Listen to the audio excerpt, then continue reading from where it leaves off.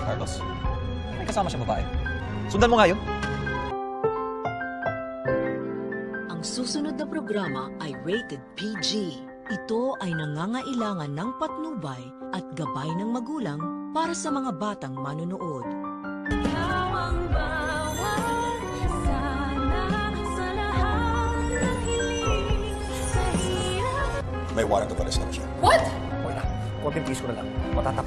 Tuloy-tuloy pa nga rin ang paghabol ng mga pulis kay Moira na papunta na ngayon ng Japan. At nagmamalapalos na nga itong si Moira para hindi siya maabutan ng mga pulis na engot din naman. Natutuntun nga ng mga pulis ang mga location na pinagtataguan ni Moira kaso nahuhuli naman lagi sila at hindi nila naaabutan ang Brunhilda na tinutulungan na nga nitong si Carlos upang makapunta na ng airport nang makalayas na ng bansa. At ito namang si Giselle ay patuloy pa rin ang pagbubulag-bulagan dito kay Eric na akala niya talaga ay tinutulungan siya. Mantakin mo ba namang ibilin ni Giselle kay Eric na pigilan daw si Zoe, baka daw kasi puntahan nito ang kanyang ina, na alam naman nating hindi tutuparin itong demonyitong si Eric dahil nga nang makita niya si Zoe ay kakausapin niya pa rin ito at ipapaalam ang sitwasyon ng kanyang ina ngayon na ito ngay may warrant of arrest na. Kaya naman gulat na gulat si Zoe, kaya naman gagawa siya ng paraan upang makontak pa rin at masundan ang kanyang demonyitang ina. Kaya naman itong si Eric ay patawa-tawa na lang sa isang tabi dahil tagumpay na naman siya sa pang-aasar kay Giselle. Samantala, habang papunta na nga sa airport itong sila Carlos at Moira ay hindi nila mamamalaya na nakita pala sila nila Robert at Giselle. Magtataka naman si Robert kung sino ang kasamang babae ni Carlos sa loob ng kotse dahil ito ngay nakatalukbong. Kaya naman pilit pasusundan ni Robert sa kanyang driver kung saan pupunta si Carlos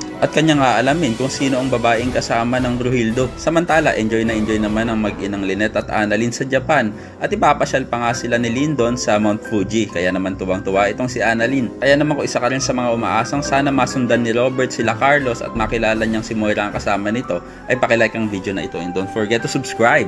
Thanks for watching and see you next time. Bye-bye.